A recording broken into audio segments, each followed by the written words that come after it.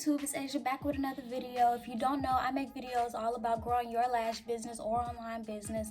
And today I'm basically just going to be making a video about how you can grow your Instagram page for your lash business. So let's get right into the video. So getting right into it, the first thing that you want to make sure you have in order on your Instagram page is your name and your bio. So getting into names, we all know that the lash industry is super saturated. So you really want to make sure your business name stands out. I know I've said this in another video, but this is so important.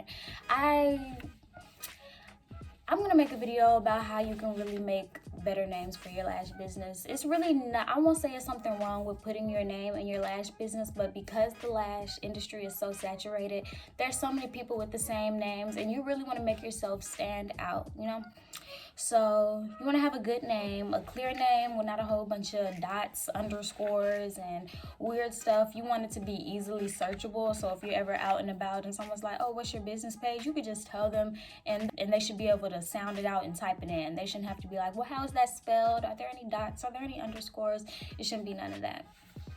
So next, getting into your bio needs to say what you do and how to get it. Simply. It doesn't need to say anything more than that. People have really short attention spans. Nobody is going to come to your page and read a paragraph long bio. They're probably not even going to get to the point to look at your feed to determine if they want to follow you because your bio was way too long. So just simply say what you do and how to get it. So after you have what you do and how to get it, you want to make sure that you have a call to action. So a call to action is basically like shop now, book now, follow me, things like that. You may want to have something like that in your bio because it's something about the human brain that when we're told to do something, we usually do it, and if we don't think to do it, we probably won't do it. So you might want to go ahead and say, click the link to book, or click the link to shop, or you know, whatever you want them to do. If you want them to follow, say follow for lash tech services, or you know, whatever it is that you're mostly concerned with. Are you trying to get followers? Are you trying to get clients? Are you trying to get sales? Whatever is the main thing that you want, you should have a call to action inside of your bio, so you can tell them exactly what you want them to do, and 9 times out of 10 they'll most likely do it with that call to action in there. So you need to have a link to book you. Please stop with the DM to book. It's not professional. It doesn't look good. Some people may do it, but we're lash techs, and I have to keep reminding you guys that this is a luxury service. You should not be charging a little bit of money to get their lashes done. So DM to book is very much given like low quality. It's very much given like you really don't care about this. It's given you couldn't even invest into a booking link. Like, I'm not trying to be ignorant. I'm just saying, please stop with the DM to book. Get you a booking link. Some of them are free and some of them are really cheap. So get you a booking link. So next, we're going to get into hashtags. So in the past, Instagram would let you post up to 30 hashtags on a post, and people would say just use all the hashtags, get the better chance of more people seeing it the more hashtags you put. But now you really want to narrow it down. You really want to narrow it down so that Instagram can show your post to the right people. There are so many more people on Instagram now, and so many of those hashtags are getting super saturated. And it's like if you're using huge hashtags like hashtag probably lash tech is probably a huge hashtag. So when you're posting on there and you only have a few followers, your post probably only got a couple likes, you're not going to rank on that hashtag page. The whole point of putting hashtags is so when people go and hashtag something that is hashtagged in your post, they have a better chance of finding you. So if you're not ranking in the hashtag page, there's really no point in putting hashtags. So you want to make sure that your hashtags have a small number of posts associated with that hashtag. So I've also learned that it also helps if you mix in like some small hashtags, some medium hashtags, and some big hashtags. When I say that, I mean as a small hashtag, I would say like less than 20,000 or 10,000 posts with that hashtag. When I would say medium, I would say about 20,000 to 50,000, and then when I say big, I mean like 50,000 and more. So I try not to use too many of the really big hashtags because like I said, it's harder to get discovered, but at the same time, you're letting Instagram know what your post is about, what your niche is, and that way they know who to really push your post out to, so that way you can actually gain some followers. So moral of the story is switch it up with your hashtags. Don't use all 30 hashtags. I would use about 10 to 15, and like I said, mix them up between small, medium, and large. That'll give you a better way of seeing what hashtags are working for you and what hashtags are not. Also with hashtags, you want to switch it up in all your posts. You don't want to use the exact same hashtags on all your posts, especially if you're seeing that the hashtags you used in one of your posts aren't really bringing you any engagement. They're not bringing you any followers. That means that you're probably not ranking in those hashtags. So you may want to switch it up. I know that as Lash Techs, we are usually in one location and we usually hashtag that location, and those would be the only hashtags that I would advise you to use on all of your posts, because you want to make sure that you're ranking in your location hashtag, basically, because that's where you're probably going to get most of your followers. Like if somebody moves to a new area and they need a lash tech, they're probably going to hashtag, for example, I'm in Statesboro, they're probably going to hashtag Statesboro Lash Tech. So when they hashtag Statesboro Lash Tech, it'll show up a whole bunch of posts that have used that hashtag, and 9 times out of 10, those are Statesboro Lash Techs. So that's basically how hashtags work. So you definitely want to mix it up, but when it comes to your location hashtag, you want to keep on using that. Also, you want to make sure that you are using your analytics. If your Instagram page is not set to business, you need to do that, because once you do that, Instagram will give you all these insights that will let you know about like what posts are performing well, what your audience is enjoying seeing, what posts brought you the most followers, likes, saves, all that, so that way you can continue to make content that's gonna bring in that engagement and bringing you those followers, those likes, or whatever. So basically your analytics will just tell you what's working, what's not, so that you know how to move forward. And that's very important in a business, because you want to be growing, you don't want to be stagnant. So your analytics will help you do that. So also your analytics will tell you what times your audience is mostly online, and I will put a little screenshot over here so you can kind of see how to go in and look at that. But it'll show you what times are best to post, what days of the week are best to post, where most of your followers are from. But I just say that to say that you should be posting when most of your audience is on. More than that, if it says most of your audience is online at 6 p.m., you don't want to post right at 6 p.m. You want to post a little bit before 6 p.m. so you get all that momentum and all that after effects of that 6 p.m. rush coming onto Instagram. So if most of your followers are on at 6 p.m., I will go ahead and post at 5 or 5:30 or something like that, so you get all of that traffic, not just those people on at 6 p.m., but the people that are coming on both ends of it. It's like a climax effect. So after you know what time to post, we want to talk about the fact that Instagram has a whole bunch of features. There's carousels where you can post more than one picture and like swipe through. You can do pics, you can do videos, you can do reels, you can do stories, you can do lives. So I just say all that to say you need to be using all of those features. Instagram loves when you use the things that it gives to you, especially the new things. So getting into new things, reels, I know a lot of people aren't doing reels yet, but I'm telling you, if you're not doing reels, you are missing out on a ton of followers that you could be gaining right now. So I don't know if you remember, but way back in the day, if you would post a picture on Instagram would show that post to a whole bunch of people. It doesn't matter if they follow you or not, but now if they don't follow you, 9 times out of 10, your post isn't going to go much further than your followers unless you make the explore page, and that's not always doable.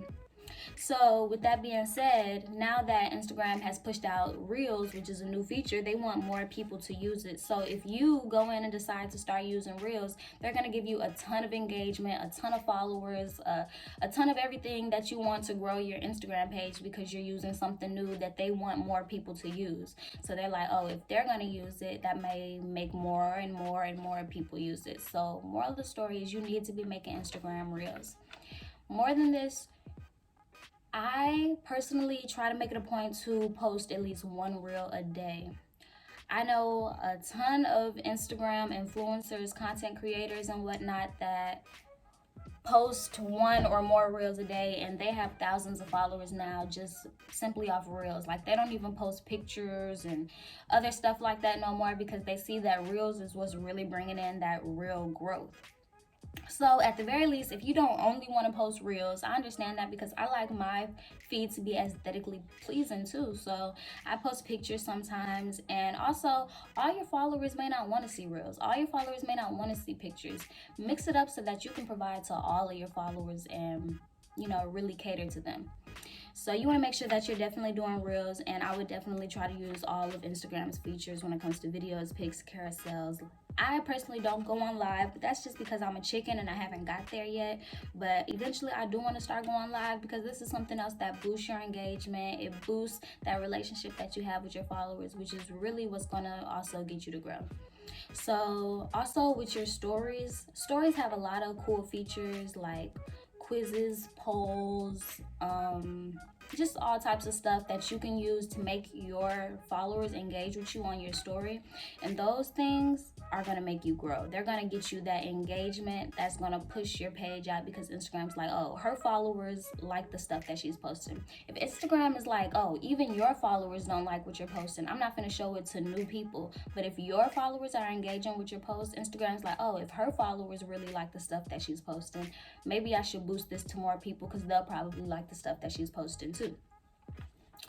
You want to make sure that you're giving your followers a chance to engage with you. I mean, it's harder to get a follower to comment on something. It's harder for a follower to figure out what to say, but she may want to engage with you. I'm just using she, but you know, your followers may want to engage with you. They may want to get to know you and things like that, but they may not know what to say or comment under your post. They may not have anything relevant to say. So when you give them a chance, like a multiple choice quiz, they only have those answers to say. So they're going to pick one, if that makes sense. I'm basically just saying, like, it's awkward for two strangers to start interacting. So unless you give them that prompt to entice them to engage with you, they're probably not going to. So those quizzes and those polls and things like that, that gives them the little push that they need to engage with your page, because if they're following you 9 times out of 10, they want to engage with you. Also, whenever Instagram sees you interact with somebody else, like you're liking their pictures, you're in the DM, you're commenting, things like that, that tells Instagram, oh, these two people are friends. So Instagram thinks two people are friends. I know you know that when you go on Instagram, you see all your closest friends' stories and pictures pop up first. That's because Instagram knows that you guys are cool, because he sees you guys interact with each other on the app all the time. So if you interact with your followers, liking their pictures, commenting, you know, whatever, DM them, have a conversation with them, help them out, as you should be. That's what your page should be doing, is helping them out in some kind of way. So if you engage with them, it's going to tell Instagram, hey, these two people really know each other, they're really cool, so let's continue to push their posts out in front of each other. And what that's going to do is, whenever you make a post or you make a reel or you add a story, it's going to go right onto their feed. Instagram is going to show them your stuff more often, and you're going to start to see them more and more inside of your likes, because they're always going to see your content. I know that sometimes you guys may make a post and you're like, nobody liked this, nobody even seen it. That's because Instagram shows your post to a few select amount of people, and if they don't really mess with your post like that, they're not liking, commenting, saving, and all that good stuff, Instagram's like, yeah, let's not show it to anybody else. But if people are liking, commenting, and save, Instagram's like, oh, people are really liking this, let's push this out to more of her followers, let's push this out to new people. That's how you get Instagram to grow your page. So you want to make sure that the people that are following you are engaging with your stuff, and a great way to get them to engage with your stuff is to engage with their stuff. So more with the engagement, another way to get that engagement is to show more of yourself and like behind the scenes of your business. Giving a lash bath, doing a service, like whatever you do, show yourself doing that. People are really hesitant to shop with things they're not familiar with. We can't come in the store and see what our lashes are gonna look like before we get the service. With that being said, you want to make sure that you're giving your followers everything that they need to go ahead and make that purchase or book that appointment with you. So if if you're showing that behind the scenes and yourself and stuff, they're going to feel connected to you. They're going to feel like they know you. They're going to be more enticed to shop or book with you because they feel like y'all are homies at this point. So also, you shouldn't have people who are following you for the longest. They finally book an appointment and they don't know what you look like. That should never happen. You should be showing yourself enough on your business page to where when somebody comes in for a service or to buy a product from you or whatever it is that you do, they know exactly who you are, what you look like. They shouldn't be confused looking around trying to figure out who is my lash tech. They should know exactly who you are. You should be showing yourself enough. Next, getting into the content that you're making. You can't just be posting stuff and think that people are gonna like and comment and save it just because you posted it and they follow you. They really don't care. They care about what you can do for them. So with that being said, the types of posts that you need to be making need to be either engaging, getting your followers to like, comment, like giving them something like, hey, comment what your favorite this is, like if you this, that, and other, save if you wanna da da da da da, like that. Those are engaging posts.